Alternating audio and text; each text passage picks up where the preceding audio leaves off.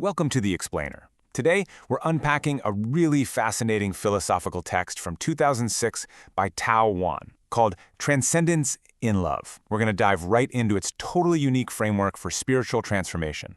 Whether you're already deep into spiritual philosophies or just kind of curious about how different thinkers map out the human experience, this one gives us a highly visual, super specific way to look at personal growth.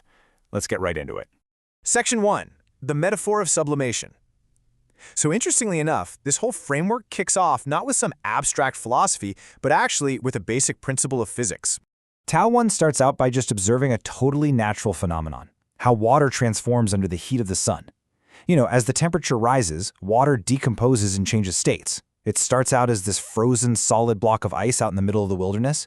Then it melts into liquid water, and finally it sublimates, turning into gaseous vapor and rising up to become those fluffy white clouds you see in the sky. But the key takeaway here? Without that external temperature, that solid ice is just completely stuck. It stays frozen in the wilderness forever. And that physical reality perfectly sets up the core thesis of the text. Yuan takes this physical law of water and temperature and maps it directly onto a spiritual law.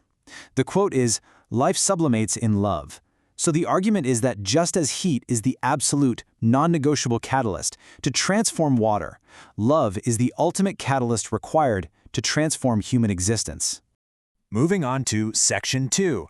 Elevating the life structure. Let's break down how this process of sublimation is supposed to work on what the text calls the life structure. Okay, so according to this framework, every single person has a life structure.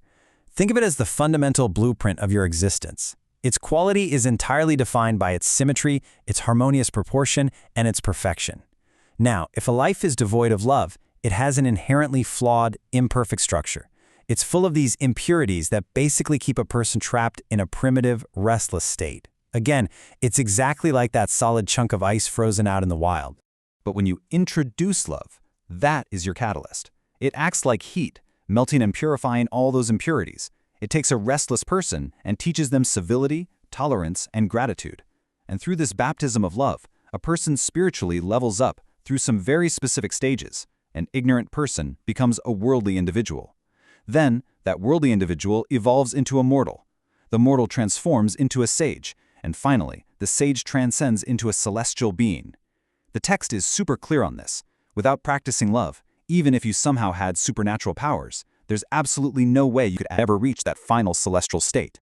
What's really wild here is how the text actually tries to ground this whole spiritual journey in observable science. This perfection or imperfection of the life structure isn't just supposed to be some abstract theory. Yuan claims you can literally observe it in the real world. The text specifically points to the results of water crystallization experiments, and even the distinct colors of light emitted by the human physiological field as hard evidence of your spiritual state.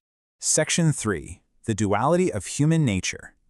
Building on that life structure concept, this framework sets up a massive contrast between people who lack love and people who are just overflowing with it.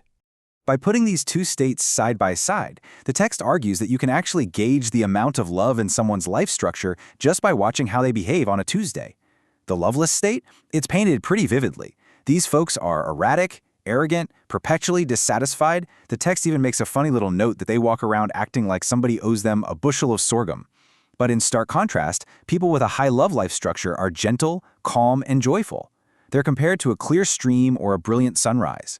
You know that feeling when just being around someone makes you feel totally reassured? That's what we're talking about here. To really drive this point home, a loveless state is described as being trapped inside a closed, suffocating room. The windows are sealed shut, no sunlight or fresh air can ever get in.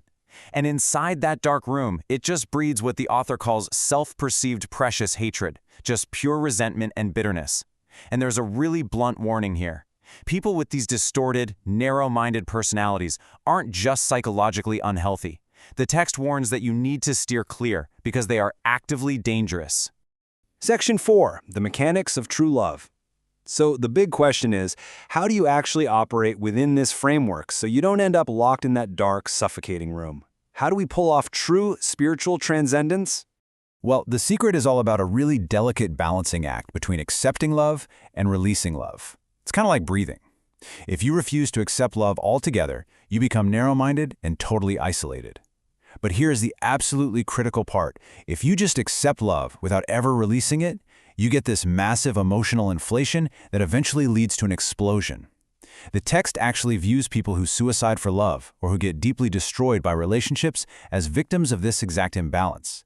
They're basically trying to monopolize love, taking way too much in and letting way too little out. True spiritual fullness only happens when your accepting and releasing are in perfect equilibrium.